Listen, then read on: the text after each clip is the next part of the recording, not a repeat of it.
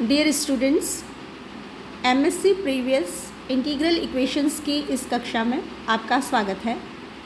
मैं doctor Neelmani Gupta, associate professor, government Dungar college, Bikaner, Rajasthan.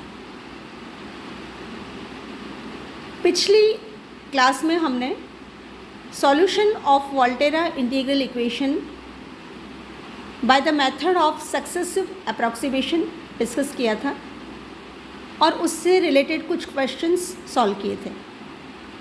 इसी क्रम में आज हम solution of Volterra integral equation of second kind discuss करेंगे, जहाँ पर कर्नल जो है वो कुछ स्पेशल टाइप का है।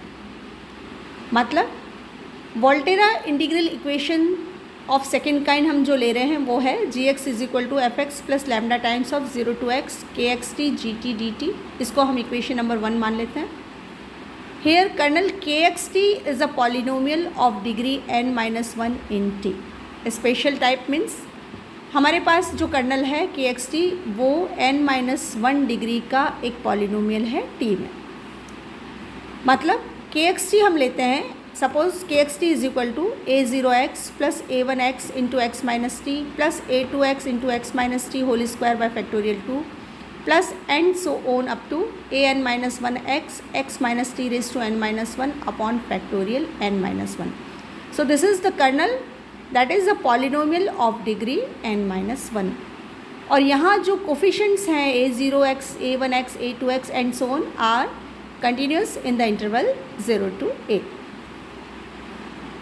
तो इस तरह का कर्नल अगर दिया हुआ है तो Volterra integral equation of second kind के लिए हम रिजॉल्वेंट कर्नल निकालेंगे और रिजॉल्वेंट कर्नल का फॉर्मूला इस केस में होगा R x t lambda is equal to 1 upon lambda nth derivative of g x t lambda with respect to x, where g x t lambda is the solution of the ordinary differential equation d n g nth derivative that is d n g upon d x raise to n minus lambda times of a0x dn-1 of g upon d x raise to n minus 1 plus a1x, इसको हम इस तरह पढ़ लें तो ज़्यादा सही रहेगा, n minus second derivative of g with respect to x and so on up to an-1 x into g equal to 0।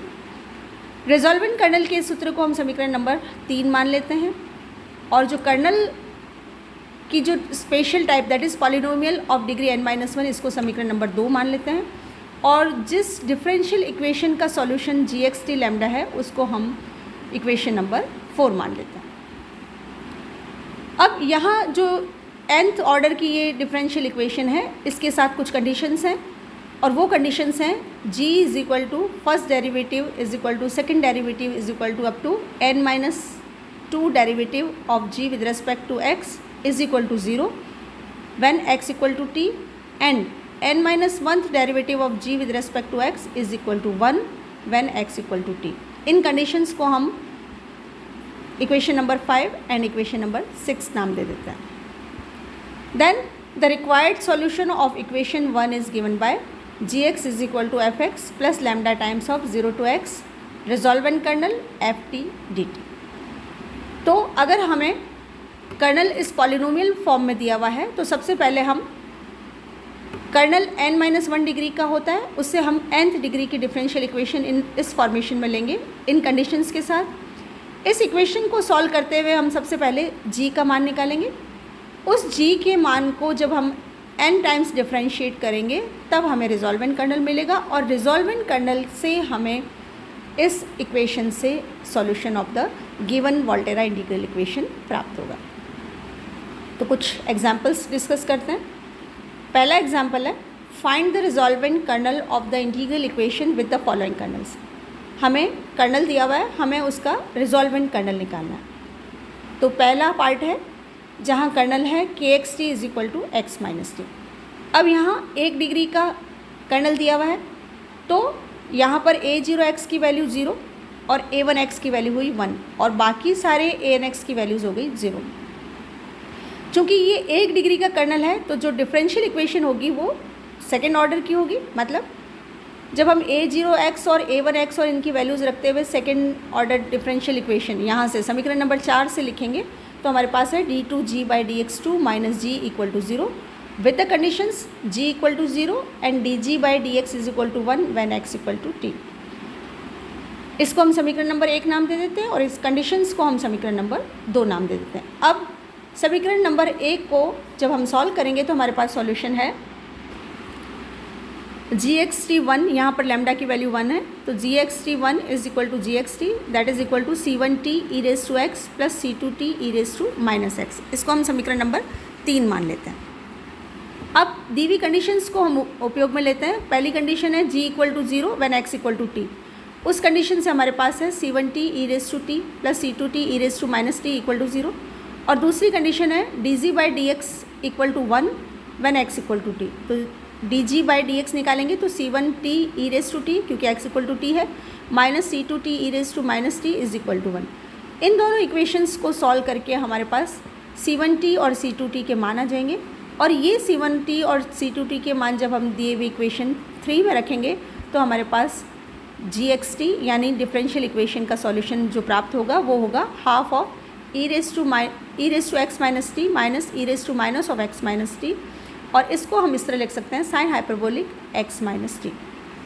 तो जब हमने g फंक्शन ज्ञात कर लिया तो अब रिजॉल्वेंट कर्नल निकालना है और रिजॉल्वेंट कर्नल का जो सूत्र है वो है rxt lambda is equal to 1/λ।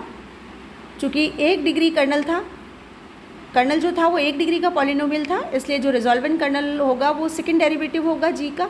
तो हमने लिखा है 1/λ second derivative of g with respect to x, और g जो है वो हमारा है sine hyperbolic x minus t, और इसको जब हम 2 बार डिफ्रेंशिएट करेंगे x के रिस्पेक्ट में तो हमें sine hyperbolic x minus t ही प्राप्त होगा। इस तरह इस दिए हुए कर्नल का जो रिजॉल्वेंट कर्नल हुआ वो हुआ sign hyperbolic x minus T. इसी का दूसरा पार्ट एक और कर्नल लेते हैं। यहाँ कर्नल दिया हुआ है kxt is equal to -2 plus 3 into x minus t. Lambda का मान यहाँ भी 1 है। ये भी सिंगल डिग्री पॉलिनोमियल है, तो यहाँ पर जब हम फिर दिए हुए कर्नल की स्टैंडर्ड कर्नल के पॉलिनोमियल से कंपेयर करेंगे तो हमारे पास a0x का मान है -2, a1x का मान है 3 and all other a(x) equal to 0। Single degree polynomial की वजह से यहाँ जो डिफरेंशियल इक्वेशन आएगी वो 2 ऑर्डर की आएगी, मतलब d2g/dx2 minus lambda times of a0x dg/dx plus a1x g equal to 0। यहाँ हम a0x a1x और लैम्डा के मान रखेंगे तो हमारे पास है सिंप्लीफिकेशन के बाद d2g/dx2 plus 2 dg/dx minus 3g equal to 0, और कंडीशंस हो जाएंगी g equal to 0 and dg/dx equal to 1 when x equal to t। अब इस इक्वेशन को जब हम सिंप्लीफाई करेंगे, यानी इस ऑर्डिनरी डिफरेंशियल इक्वेशन का जो सॉल्यूशन होगा वो होगा gxt lambda is equal to c1t e raise to minus 3x plus c2t e raise to x। दी हुई कंडीशंस का जब हम उपयोग करेंगे तो हमारे पास 2 रिजल्ट हैं। फर्स्ट g इक्वल टू 0 की कंडीशन से c1t e raise to minus 3t plus c2t e raise to t equal to 0। Second condition dg/dx equal to 1 when x equal to t का जब हम उपयोग करेंगे तो हमारे पास रिजल्ट है -3 c1t e raise to minus 3t plus c2t e raise to t is equal to 1। इन दोनों इक्वेशंस को सॉल्व करने पर हमारे पास c1t का मान प्राप्त होता है -1/4 e रेज टू 3t और c2t की वैल्यू प्राप्त होती है 1/4 e raise to minus t। ये वैल्यूज़ दिए हुए सॉल्यूशन में जब हम सब्सटीट्यूट करेंगे तो हमारे पास gxt की वैल्यू आ गई 1/4 e raise to x minus t minus 1/4 e raise to minus 3 of x minus t. Hence the resolvent kernel is given by rxt lambda, lambda के स्थान पर यहाँ 1 है, और कर्नल सिंगल डिग्री पॉलिनोमियल था तो रिजॉल्वेंट कर्नल होगा second order derivative of gxt1। तो gxt हमें दिया हुआ है, इसको जब हम 2 बार x के रिस्पेक्ट में डिफ्रेंशिएट करेंगे तो हमारे पास रिजॉल्वेंट कर्नल का मान आएगा 1/4 e raise to x minus t minus 9/4 e raise to minus 3 of x minus t, और यही इस कर्नल का रिक्वायर्ड रिजॉल्वेंट कर्नल हुआ। Next example is we have to solve the following integral equation, and integral equation is gx is equal to 1 minus 2x minus 4x square plus sign of integration 0 to x 3 + 6 of x minus t minus 4 of x minus t whole square g t d t. यहाँ पर F x की value है 1 - 2x minus 4x square, lambda की value है 1 और kernel है 3 + 6 of x minus t minus 4 of x minus t whole square. Kernel को हम अगर इस तरह लिखें, that is K x t is equal to a0x plus a1x x minus t plus a2x x minus t whole square by factorial 2। क्योंकि हमें 2 degree polynomial दे रखा है कर्नल, तो हमने इसको 2 डिग्री फॉर्म में ही लिखा है। और जब हम इन दोनों को कंपेयर करेंगे तो हमारे पास रिजल्ट है a0x equal to 3, a1x equal to 6 and a2x is equal to -8। Second degree polynomial की वजह से यहाँ जो g की वैल्यू होगी वो solution of third order differential equation से होगा। और यहाँ जो थर्ड ऑर्डर डिफरेंशियल इक्वेशन बनेगी वो है d3g/dx3 minus lambda times of a0x d2g/dx2 plus a1x dg/dx plus a2x g is equal to 0। Lambda a0x a1x a2x सब की वैल्यूज़ जब हम इस इक्वेशन में सब्सटीट्यूट करेंगे तो हमारे पास ये डिफरेंशियल इक्वेशन होगी d3g/dx3 minus 3 d2g/dx2 minus 6 dg/dx plus 8g is equal to 0। इसको हम समीकरण नंबर 2 मान लेते हैं। और इस डिफरेंशियल इक्वेशन के साथ कंडीशंस जो होंगी वो होंगी g is equal to dg/dx equal to 0 and d2g/dx2 equal to 1 when x equal to t। अब इक्वेशन नंबर 2 को जब हम सॉल्व करेंगे, ऑर्डिनरी डिफरेंशियल इक्वेशन है, तो हमारे पास इसका सॉल्यूशन होगा gxt1 is equal to a e raise to x plus b e raise to minus 2x plus c e raise to 4x। Suppose this is equation number 3। अब conditions use करने के लिए हमें फर्स्ट डेरिवेटिव और second derivative की ज़रूरत है, इसलिए इसको जब हम डिफ्रेंशिएट करेंगे तो हमारे पास है dg/dx is equal to a e raise to x minus 2b e raise to minus 2x plus 4c e raise to 4x। इसको हम समीकरण नंबर 4 मान लेते हैं। इसी तरह एक बार और डिफ्रेंशिएट करेंगे विद रिस्पेक्ट टू x, तो हमारे पास है d2g/dx2 is equal to a e raise to x plus 4b e raise to minus 2x plus 16c e raise to 4x। इसको हम समीकरण नंबर 5 मान लेते हैं। अब दी हुई कंडीशंस को जब हम समीकरण नंबर 3, 4, 5 में उपयोग करेंगे तो समीकरण 3 से हमारे पास है a e raise to t plus b e raise to minus 2t plus c e raise to 4t equal to 0। समीकरण 4 से हमारे पास है a e raise to t minus 2b e raise to minus 2t plus 4c e raise to 4t equal to 0। और समीकरण 5 से दी हुई condition का उपयोग करते हुए हमारे पास है a e raise to t plus 4b e raise to minus 2t plus 16c e raise to 4t is equal to 1।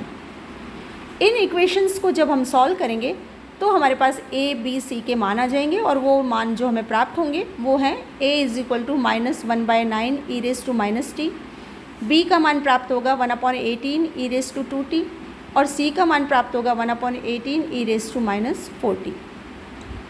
और इनका मान जब हम वापस दिए हुए सॉल्यूशन में रखेंगे तो हमारे पास दी हुई इक्वेशन का सॉल्यूशन हो जाएगा gxt lambda is equal to, दी हुई इक्वेशन मतलब gxt1 जो इक्वेशन थी हमारी डिफरेंशियल इक्वेशन का जो सॉल्यूशन था समीकरण नंबर 3, उसका मान हमें मिलेगा gxt लैम्डा या gxt1 is equal to -1/9 e raise to x minus t plus 1/18 e raise to minus 2 of x minus t plus 1/18 e raise to 4 of x minus t. और इसको हम समीकरण नंबर 6 मान लेते हैं।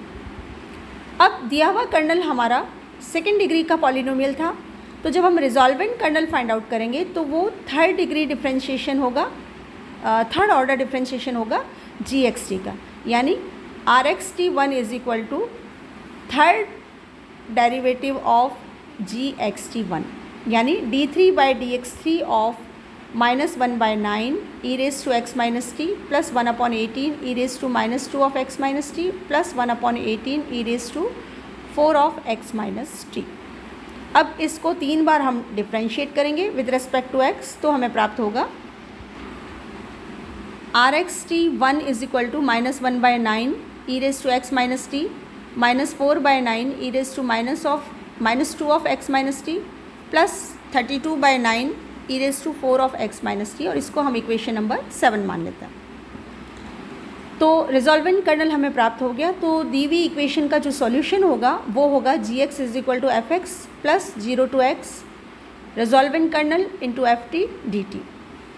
रिजॉल्वेंट कर्नल और F T का मान हम यहाँ सब्सटीट्यूट करेंगे, तो हमारे पास है g x is equal to f x means 1 minus 2x minus 4x square plus sine of integration 0 to x resolvent kernel with f t means 1 minus 2t minus 4t square d t, और this can be write down as 1 minus 2x minus 4x square plus sine of integration 0 to x ft means 1 minus 2t minus 4t square, और resolvent colonel की जगह है हमारे पास 1 minus 1 by 9 e raised to x minus t minus 4 by 9 e raised to minus 2 of x minus t plus 32 by 9 e raised to 4 of x minus t dt। अब ये जो sign of integration के साथ expression है, इनको हमें 1 bye 1 by parts integrate करना पड़ेगा, और इसको जब हम इंटीग्रेट करेंगे और लिमिट यूज़ करेंगे तो हमारे पास रिजल्ट बचेगा। After solving this results we get only e raise to x. तो यहाँ पर हमें जो रिजॉल्वेंट कर्नल और एफ टी का रिज़ल्ट है उसमें काफ़ी सारी टर्म्स हैं, और इनको हमें बाय पार्ट सॉल्व करना पड़ेगा। बाय पार्ट सॉल्व करते हुए लिमिट यूज़ करते हुए हमारे पास जी एक्स की वैल्यू आएगी ई रेस टू एक्स, और इस तरह दी हुई इंटीग्रल इक्वेशन का जो रिज़ल्ट हुआ वो हुआ g x is equal to e raise to x. Thank you.